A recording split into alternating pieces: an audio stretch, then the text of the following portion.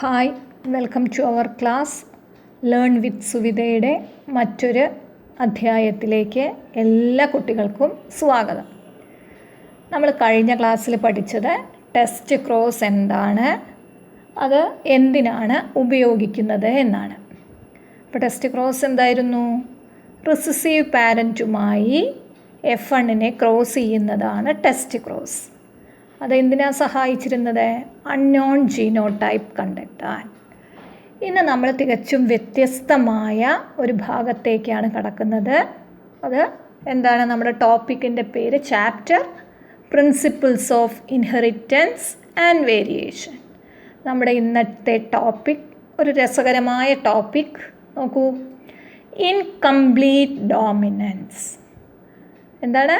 Incomplete dominance. ആ പേരിൽ നിന്ന് തന്നെ വ്യക്തമാണ്. എന്താ ഡോമിനൻസ്? അല്ലെങ്കിൽ നമ്മൾ റിസസീവ് ആൻഡ് ഡോമിനൻറ്റ് ഫാക്ടേഴ്സ് എന്നൊക്കെ പറഞ്ഞിരുന്നു. ഇവിടെ ഡോമിനൻസ് എന്താണ്?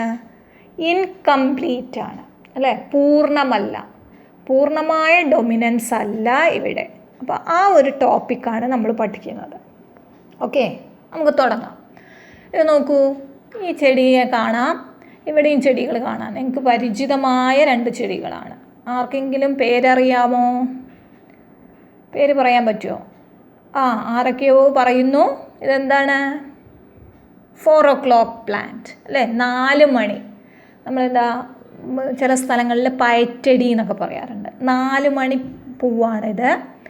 ഇതെന്താണ്? നമ്മൾ സാധാരണ ഭംഗിക്ക് വേണ്ടിയിട്ട് ഗാർഡൻ വെറൈറ്റി ആയിട്ട് വളർത്തുന്ന സ്നാപ് ഡ്രാഗൺ എന്ന് പറയുന്ന ഒരു ഫ്ലവറാണിത്. അപ്പോൾ ഈ ചെടികളിലാണ് ഇൻകംപ്ലീറ്റ് ഡോമിനൻസ് നമ്മൾ പഠിക്കുന്നത്. ഓക്കെ, പയറ്റടി, പയറ് ചെടിയല്ല, പയറ്റടി എന്ന് പറയും. ചില സ്ഥലങ്ങളിൽ, നിങ്ങളുടെ പ്രദേശങ്ങളിൽ എന്താ പറയുകയെന്നറിയില്ല. പയറ്റടി എന്ന് പറയുന്ന 4 മണിപ്പൂവ്, 4 o'clock പ്ലാന്റ്, നമ്മൾ സാധാരണ കാണുന്ന ഒരു ഫ്ലവറാണിത്. അതേപോലെ സ്നാപ് ഡ്രാഗൺ എന്ന് പറയുന്ന നല്ല ഭംഗിയുള്ള പൂക്കൾ. ഇതിലെ ഇൻകംപ്ലീറ്റ് ഡോമിനൻസ് നമുക്ക് എങ്ങനെയാണ് എന്ന് നോക്കാം. നോക്കൂ, ഇൻകംപ്ലീറ്റ് ഡോമിനൻസ് എന്ന് പറഞ്ഞാൽ എന്താ? നമ്മൾ നേരത്തെ പറഞ്ഞു. ഇതെന്താ? കംപ്ലീറ്റ് ഡോമിനൻസ് ആണ് നമ്മൾ ഇതുവരെ എല്ലാം പറഞ്ഞിരുന്നത്, അല്ലേ? ക്യാപിറ്റൽ ടി സ്മോൾ ടി എന്ന് പറയുമ്പോൾ അവിടെ എന്തായിരുന്നു എക്സ്പ്രസ് ചെയ്തത്? ക്യാപിറ്റൽ ടിയുടെ ടോളായിരുന്നു എക്സ്പ്രസ് ചെയ്തത്. അപ്പോൾ ക്യാപിറ്റൽ ടി ആണ് കംപ്ലീറ്റ്ലി ഡോമിനൻ്റ് ആയത്, അല്ലേ? Over small T. എന്നാൽ ഇവിടെ എന്താണ്? ഇൻകംപ്ലീറ്റ് ഡോമിനൻസ് ആണ്. അതെ, it is A deviation from Mendel's complete dominance. Mendel പറഞ്ഞ കംപ്ലീറ്റ് ഡോമിനൻസിൽ നിന്നുള്ള ഒരു വ്യത്യാസമാണ് ഇൻകംപ്ലീറ്റ് ഡോമിനൻസ്, അല്ലേ? അത് നമുക്കിപ്പോൾ പറയേണ്ട ആവശ്യമൊന്നുമില്ല, പേരിലേ ഉണ്ട്. ഇൻകംപ്ലീറ്റ് ഡോമിനൻസ് വ്യത്യാസമാണ്, കംപ്ലീറ്റ് ഡോമിനൻസ് അല്ല, ഇൻകംപ്ലീറ്റ് ആണ്. അപ്പോൾ ആ ഇൻകംപ്ലീറ്റ് എന്ന് പറയുന്നത് എന്താണ്? നോക്കൂ, here one allele is not completely dominant over the other allele. ഇവിടെ വ്യത്യാസം എന്താണ്? ഇൻകംപ്ലീറ്റ് എന്താണ്? ഒരു allele not completely dominant over the other allele. മറ്റേ അല്ലീലിൻ്റെ മുകളിൽ കംപ്ലീറ്റ് ഡോമിനൻസ് ഇല്ല, അല്ലേ? നമ്മൾ നേരത്തെ മെൻറ്റൽ പറഞ്ഞ എക്സാമ്പിളിലെല്ലാം എന്താണ്? ഒരു അല്ലീൽ മറ്റേ അല്ലീലിൻ്റെ മേലെ കംപ്ലീറ്റ്ലി ഡോമിനൻ്റ് ആയിരുന്നു. ഇവിടെ ഇൻകംപ്ലീറ്റ് ഡോമിനൻസിൽ എന്താണ്? One allele is not completely dominant over the other allele. ഒരു അല്ലീൽ മറ്റേ അല്ലീലിൻ്റെ മുകളിൽ കംപ്ലീറ്റ് ഡോമിനൻ്റ് അല്ല.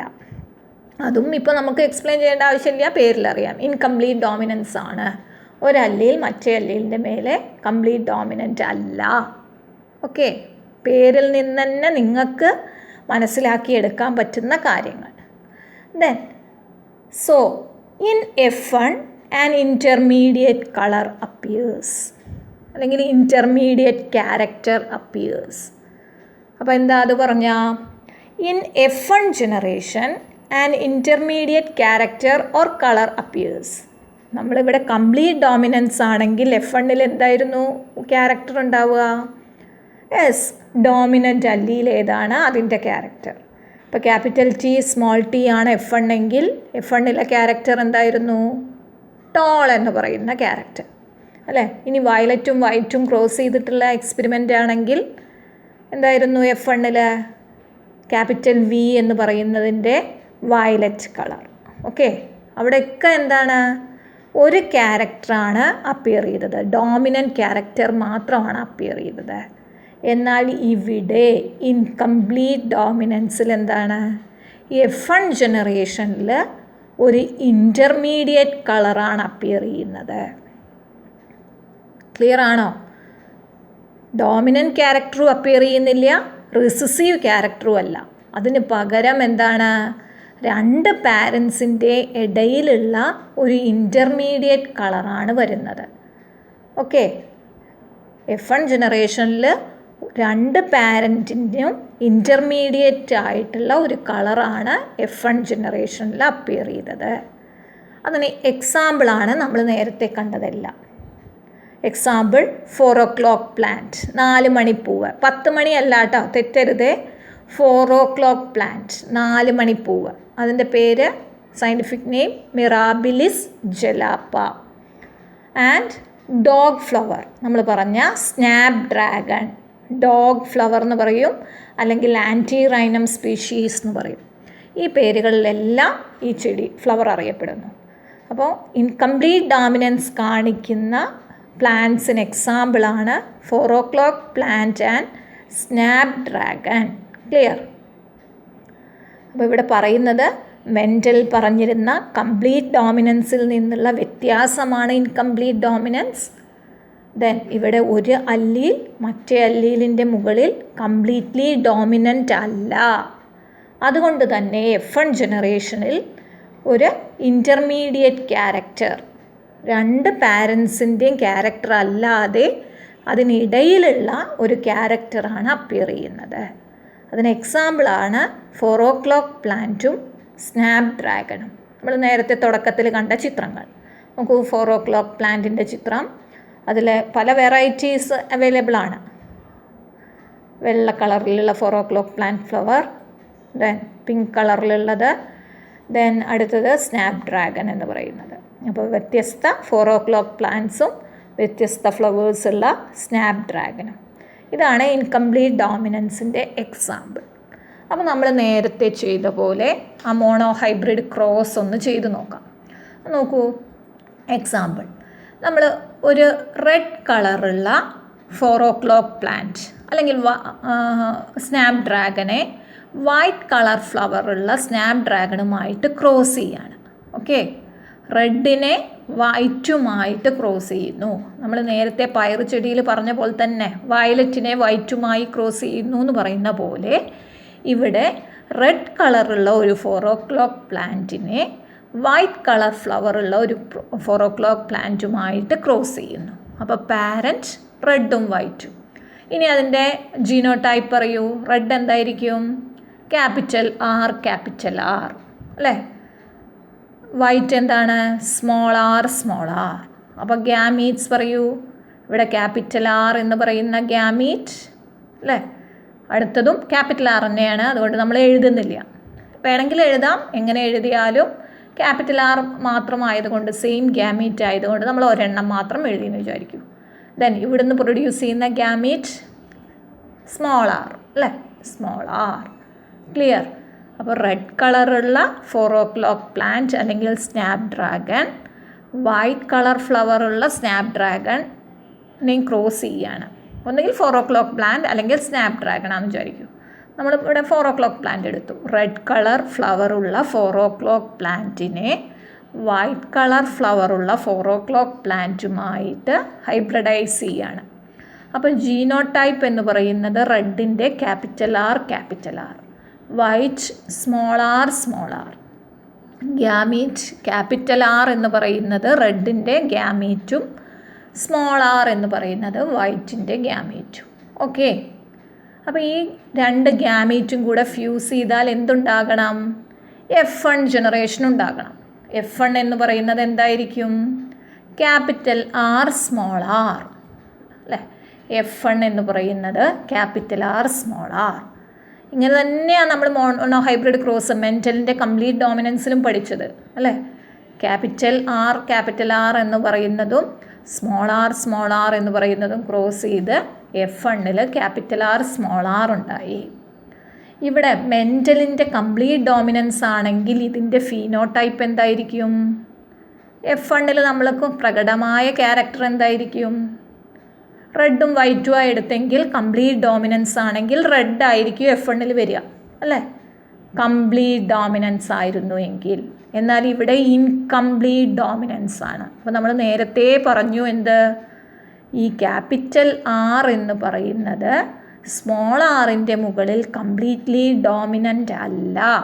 One allele is not completely dominant over the other allele.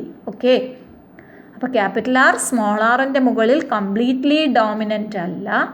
അതുകൊണ്ട് ഈ രണ്ട് ക്യാരക്ടേഴ്സിനും ഇടയിലുള്ള ഒരു ക്യാരക്ടർ, ഇൻ്റർമീഡിയറ്റ് ക്യാരക്ടറാണ് F1-ൽ അപ്പിയർ ചെയ്യുക. അപ്പോൾ ഇൻ്റർമീഡിയറ്റ് റെഡിൻ്റെയും വൈറ്റിൻ്റെയും ഇടയിലുള്ള ക്യാരക്ടർ എന്ന് പറഞ്ഞാൽ എന്താ? റെഡും വൈറ്റും കൂടെ കൂടിയ ഒരു ക്യാരക്ടർ എന്താ? പിങ്ക്.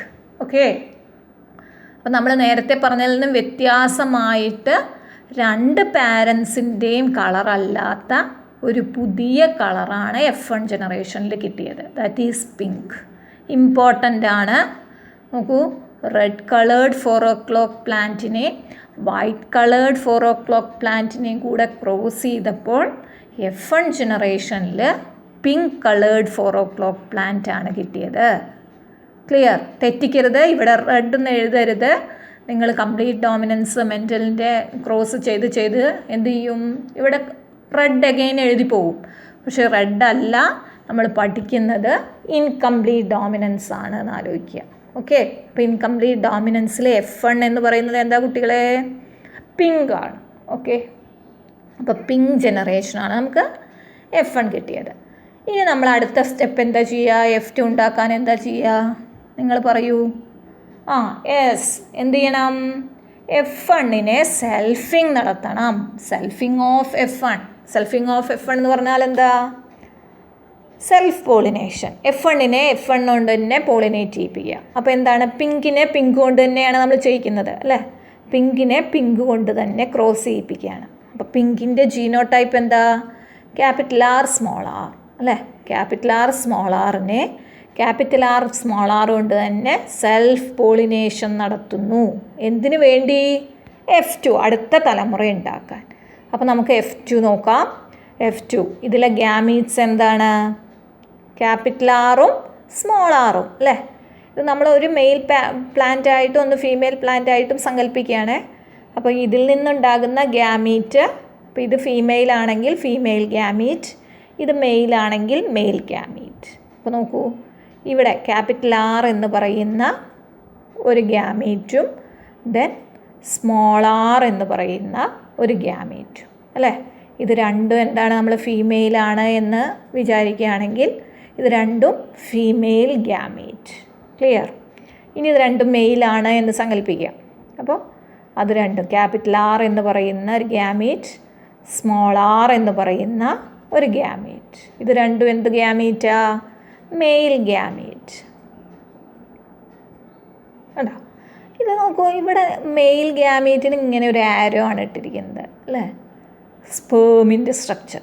ഇവിടെ ഫീമെയിൽ റിസീവ് ചെയ്യുന്നത് ഫീമെയിൽ ഓവത്തിൻ്റെ സ്ട്രക്ചർ ഇങ്ങനെയാണ് റെപ്രസെൻ്റ് ചെയ്യുക.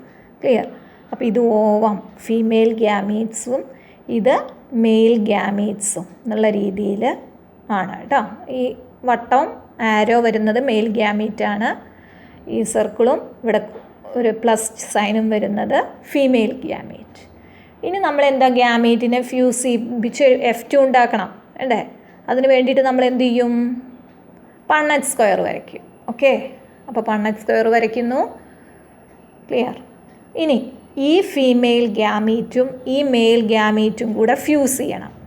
Capital R capital R. അപ്പോൾ F2 ഉണ്ടാക്കുകയാണ്. ഇത് രണ്ടും കൂടെ ഫ്യൂസ് ചെയ്യുന്നു. Capital R capital R fuse ചെയ്താൽ F2 ജനറേഷനിലെ പ്ലാന്റിൻ്റെ ക്യാരക്ടർ എന്താ പറയൂ? ക്യാപിറ്റൽ ആർ എന്ന് പറയുന്നത് എന്തായിരിക്കും? വേഗം റെഡ് അല്ലേ. റെഡ് കളറായിരിക്കും F2-ൽ ക്യാപിറ്റൽ ആർ എന്ന് പറയുന്നത്. ദെൻ ഈ ഫീമെയിൽ ഗ്യാമീറ്റും ഈ മെയിൽ ഗ്യാമീറ്റും കൂടെ ഫ്യൂസ് ചെയ്താലോ ക്യാപിറ്റൽ ആർ സ്മോൾ ആർ കിട്ടും അല്ലേ. ക്യാപിറ്റൽ ആർ സ്മോൾ ആർ എന്ന് പറയുന്നതിൻ്റെ ക്യാരക്ടർ ആരൊക്കെയോ തെറ്റി പറയുന്നു. റെഡ് അല്ല, പകരം എന്താണ് പറയൂ? പിങ്ക് കളർ അല്ലേ. ക്യാപിറ്റൽ ആർ സ്മോൾ ആർ എന്ന് പറയുന്നത് എന്താ? പിങ്ക്. അപ്പം തെറ്റിപ്പോകരുത്. ഇവിടെ ക്യാപിറ്റൽ ആർ സ്മോൾ ആർ എന്ന് പറയുന്നത് റെഡ് അല്ല, ഇൻ്റർമീഡിയറ്റ് ക്യാരക്ടറായ പിങ്ക് ആണ്. ഇനി ഈ ഫീമെയിൽ ഗ്യാമീറ്റും ഈ മെയിൽ ഗ്യാമീറ്റും കൂടെ ഫ്യൂസ് ചെയ്യുമ്പോൾ സ്മോൾ ആർ ക്യാപിറ്റൽ ആർ അല്ല നമ്മൾ എഴുതുക എന്ന് പറഞ്ഞിരുന്നു. എന്തെന്നെ എഴുതണം? ക്യാപിറ്റൽ ആർ സ്മോൾ ആർ തന്നെ എഴുതണം. അതിൻ്റെ ക്യാരക്ടറും എഗെയിൻ എന്താണ്? ഇവിടെ നോക്കൂ, ക്യാപിറ്റൽ ആർ സ്മോൾ ആർ എന്തായിരുന്നു? പിങ്ക്.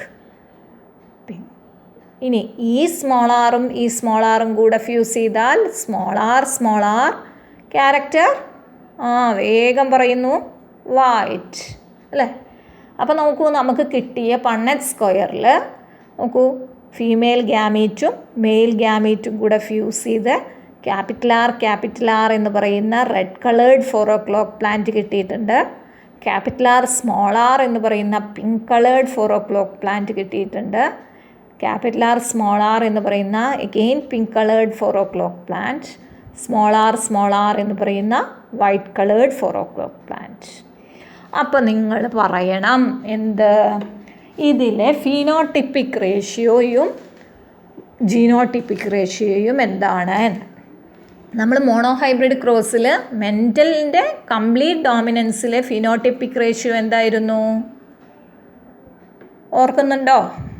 കംപ്ലീറ്റ് ഡോമിനൻസിലെ ഫിനോട്ടിപ്പിക് റേഷ്യോ എന്തായിരുന്നു കുട്ടികളെ? 3:1 അല്ലേ. കുറച്ച് പേരേ പറയുന്നുള്ളൂ, കഴിഞ്ഞ ക്ലാസ്സിൽ പഠിച്ചിട്ടില്ല എന്നർത്ഥം. പഠിക്കൂ കേട്ടോ. അപ്പോൾ ഒന്നുകൂടെ ക്ലാസ് കാണുക, അത് പഠിക്കുക. അപ്പോൾ എന്തായിരുന്നു? 3:1 എന്ന് പറയുന്നതായിരുന്നു കംപ്ലീറ്റ് ഡോമിനൻസിലെ. ഇപ്പോൾ 3 എന്തായിരുന്നു ഇവിടെ വരേണ്ടിയിരുന്നത്? ശരിക്കും 3 റെഡ് വരണമായിരുന്നു, 1 വൈറ്റ് വരണമായിരുന്നു കംപ്ലീറ്റ് ഡോമിനൻസിൽ. 3:1 അല്ലേ. ജീനോട്ടിപ്പിക് റേഷ്യോ എങ്ങനെ തന്നെയായിരുന്നു? 1 capital R, 2 capital R small R and 1 small R അല്ലേ.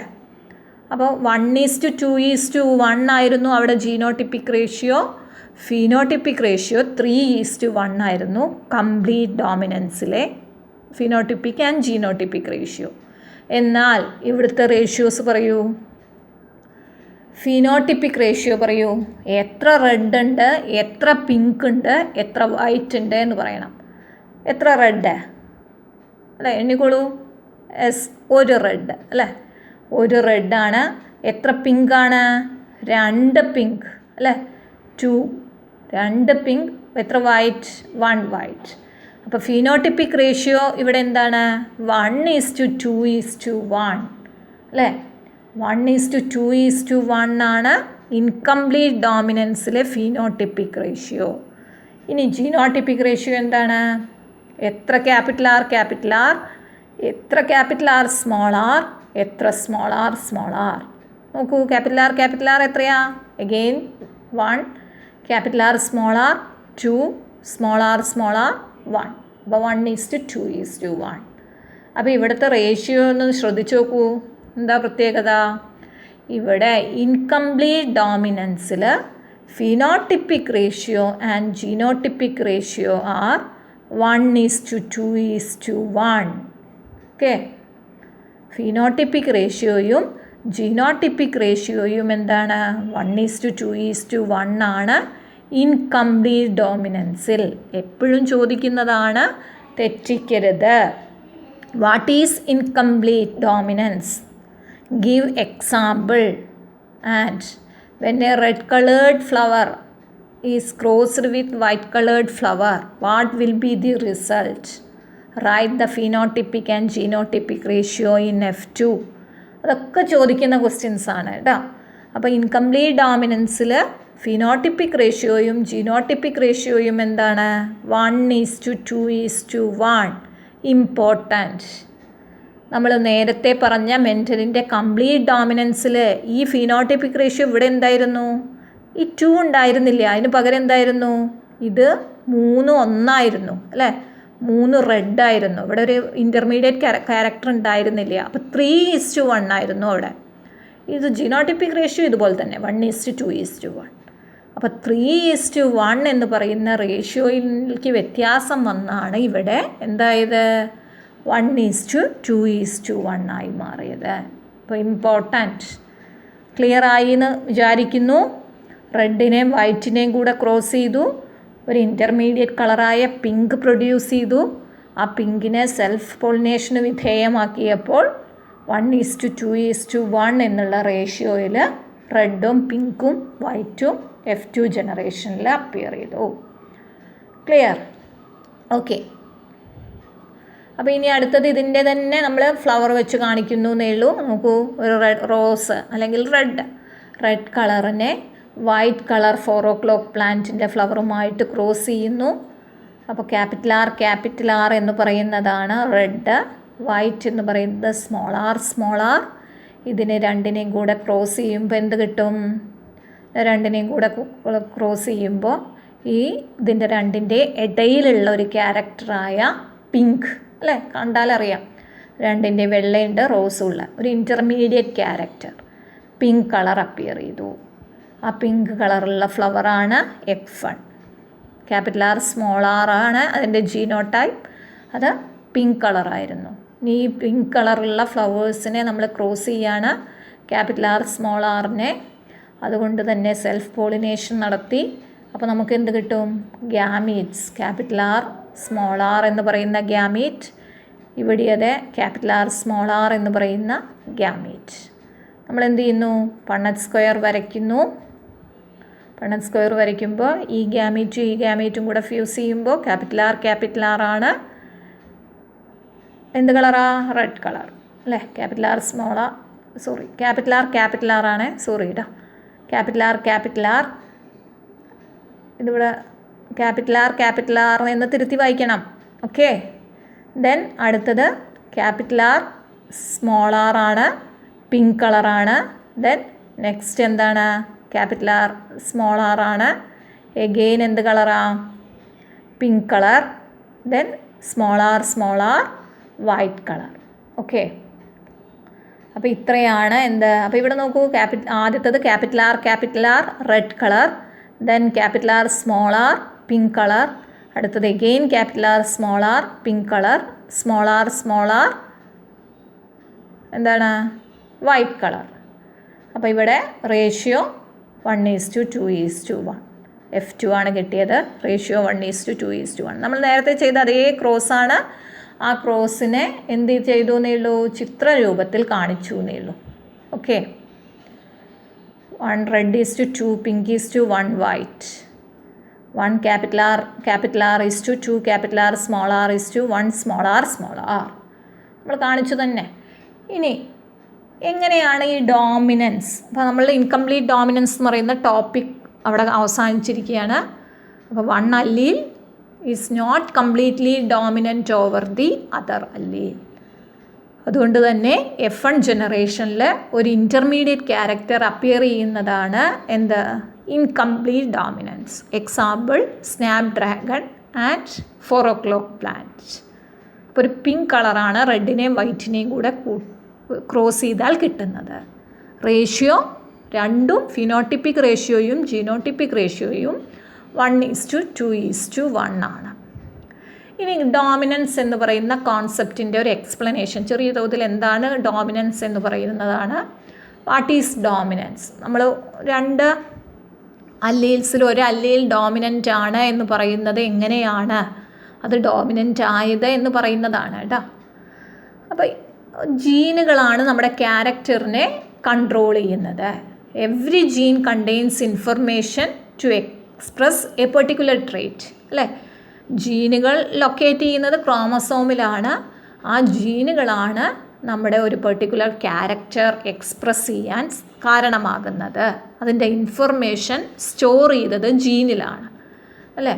ഇൻ എ ഡിപ്ലോയിഡ് ഓർഗാനിസം, ഒരു ഡിപ്ലോയിഡ് ഓർഗാനിസം 2n ക്രോമസോം ഉള്ള ഒരു ഓർഗാനിസത്തിൽ there are 2 copies of each gene അല്ലേ. ഒരു ജീനിൻ്റെ എന്തുണ്ടാവും 2 കോപ്പീസ്. നമ്മൾ പറഞ്ഞു a character is controlled by a pair of alleles അല്ലേ. ഒരു ജോഡി അല്ലീൽസ് ഉണ്ടാവും ഒരു ക്യാരക്ടറിനെ കൺട്രോൾ ചെയ്യാൻ. അപ്പോൾ ഡിപ്ലോയിഡ് ഓർഗാനിസത്തിൻ്റെ ഒരു ജീനിൻ്റെ 2 കോപ്പികൾ നമുക്ക് പെയേഴ്സായിട്ടാണ് ക്രോമസോം ഉള്ളത്. 23 പെയേഴ്സ് അല്ലേ. 46-ൽ 23 അച്ഛനിൽ നിന്ന് കിട്ടുന്നതും 23 അമ്മയിൽ നിന്ന് കിട്ടുന്നതും. അപ്പോൾ ആ 23 അങ്ങനെ പെയറുകളായിട്ടാണ് ക്രോമസോം അറേഞ്ച് ചെയ്തിരിക്കുന്നത്.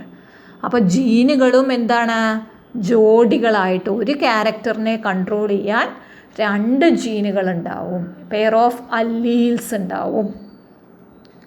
These 2 alleles need not be identical as in heterozygotes. അപ്പോൾ ആ ജീനുകൾ എന്തായിക്കൊള്ളണം എന്നില്ല, ഒരേപോലെ ആയിക്കൊള്ളണം എന്നില്ല. അതായത് നമ്മൾ പറഞ്ഞു ഹെറ്ററോസൈഗസ് കണ്ടീഷനിൽ എന്താണ് ക്യാപിറ്റൽ ടി സ്മോൾ ടി വരാം. അപ്പോൾ ഐഡൻറ്റിക്കൽ അല്ല, 2 അല്ലീൽസ് ഒരേപോലെ ഐഡൻറ്റിക്കൽ ആയിക്കൊള്ളണം എന്നില്ല. ഒന്ന് അച്ഛനിൽ നിന്ന് കിട്ടിയതാണ്, ഒന്ന് അമ്മയിൽ നിന്ന് കിട്ടിയതാണ്. അപ്പോൾ ആ 2 അല്ലീൽസും ഐഡൻറ്റിക്കൽ ആയിക്കൊള്ളണം എന്നില്ല, ചിലപ്പോൾ ഐഡൻറ്റിക്കൽ ആവും ചെയ്യാം. ദെൻ നോർമൽ അല്ലീൽ അല്ലെങ്കിൽ ഒരു ഡോമിനൻ്റ് അല്ലീൽ അല്ലെങ്കിൽ അതാണ് അൺമോഡിഫൈഡ് അല്ലീൽ എന്ന് പറയുന്നത്, produces normal enzyme needed for transformation of A substrate. നമ്മളൊരു എക്സാമ്പിൾ പറയുകയാണ് എങ്ങനെയാണ് ഈ ഡോമിനൻസ് സംഭവിക്കുന്നത്. ഒരു അല്ലീൽ, നമ്മൾ എ പെയർ ഓഫ് അല്ലീൽസ് ഉണ്ട്, അതിൽ ഒരു അല്ലീൽ അതായത് അൺമോഡിഫൈഡ്, യാതൊരു തരത്തിലുള്ള മോഡിഫിക്കേഷനും സംഭവിക്കാത്ത ഒരു നോർമൽ അല്ലീൽ, അതിൻ്റെ ഫങ്ഷൻ എന്താണ്, ഒരു എൻസൈമിനെ പ്രൊഡ്യൂസ് ചെയ്യാണ് for the transformation of A substrate. ഒരു സബ്സ്ട്രേറ്റിനെ പ്രോഡക്റ്റാക്കി മാറ്റാൻ ആവശ്യമായ ഒരു എൻസൈമിനെ പ്രൊഡ്യൂസ് ചെയ്യുന്നതാണ് ഒരു allele. Then the modified allele, മറ്റേ അല്ലീൽ എന്താണ്, the modified allele could be responsible for the production of 3 തരത്തിലുള്ള രീതിയിൽ മോഡിഫൈഡ് അല്ലീൽ എക്സ്പ്രസ് ചെയ്യാം. നോക്കൂ, ഒന്നുകിൽ എന്ത് രൂപത്തിലാവാം, ഒന്നുകിൽ നോൺ ഫങ്ഷണൽ എൻസൈം പ്രൊഡ്യൂസ് ചെയ്യുന്ന അല്ലീലാവാം, അല്ലെങ്കിൽ ഒരു എൻസൈമും പ്രൊഡ്യൂസ് ചെയ്യാത്ത അല്ലീലാവാം, അല്ലെങ്കിൽ നോർമലായിട്ട് മറ്റേ അൺമോഡിഫൈഡ് അല്ലീലിനെ പോലെ ലെസ് എഫിഷ്യൻ്റ് എൻസൈം പ്രൊഡ്യൂസ് ചെയ്യുന്ന അല്ലീലാവാം. ഈ 3 രൂപത്തിലും മറ്റേ അല്ലീലിന് ഹെറ്ററോസൈഗോട്ടിൻ്റെ കേസിൽ എക്സ്പ്രസ് ചെയ്യാം. ക്ലിയർ ആവുന്നുണ്ടോ? ഒരു ക്യാരക്ടറിനെ കൺട്രോൾ ചെയ്യുന്നത് എ പെയർ ഓഫ് അല്ലീലാണ്. ആ 2 അല്ലീലുകളും ഒരേപോലെ ആയിക്കൊള്ളണം എന്നില്ല. അതിൽ ഒരു അല്ലീൽ, അതായത് ഡോമിനൻ്റ് അല്ലീൽ എന്ന് പറയുന്നത്, ആ അൺമോഡിഫൈഡ് അല്ലീലിൻ്റെ ഫങ്ഷൻ എന്ന് പറയുന്നത്, സപ്പോസ് നമ്മൾ എക്സാമ്പിൾ പറയുകയാണ്, ഒരു എൻസൈമിനെ പ്രൊഡ്യൂസ് ചെയ്യുകയാണ്. അപ്പോൾ ആ എൻസൈമിൻ്റെ പ്രൊഡക്ഷന് സഹായിക്കുന്നതാണ് അല്ലീൽ. മറ്റേ അല്ലീൽ അതേപോലെ ഒരു എൻസൈമിനെ പ്രൊഡ്യൂസ് ചെയ്യുന്നതാവാം, അല്ലെങ്കിൽ ഒരു നോൺ ഫങ്ഷണൽ എൻസൈമിനെ പ്രൊഡ്യൂസ് ചെയ്യുന്ന അല്ലീലാവാം, അല്ലെങ്കിൽ ഒരു എൻസൈമിനെയും പ്രൊഡ്യൂസ് ചെയ്യാത്ത അല്ലീലാവാം. In the case of normal or less efficient enzyme, the modified allele normal എൻസൈമിനെ പ്രൊഡ്യൂസ് ചെയ്യുന്ന രീതിയിലാണെങ്കിൽ എന്താണ്, 2 അല്ലീലും സെയിം ആണ്, it will produce the same phenotype അല്ലേ, ഹോമോസൈഗസ് കണ്ടീഷൻ പോലെയാണ്. അപ്പോൾ എന്താണ്, നമ്മൾ ക്യാപിറ്റൽ ടി എന്നൊക്കെ പറയുന്നത് പോലെ ആ 2 അല്ലീലും ഒരു ഫിനോടൈപ്പ് പ്രൊഡ്യൂസ് ചെയ്യും. ഇനി മറ്റേ കേസിലാണെങ്കിലോ, നോൺ ഫങ്ഷണൽ എൻസൈമിനെ അല്ലെങ്കിൽ എൻസൈം ഒന്നും പ്രൊഡ്യൂസ് ചെയ്യാത്ത അവസ്ഥയിലാണെങ്കിലോ, the trait depends on the functioning of the unmodified allele.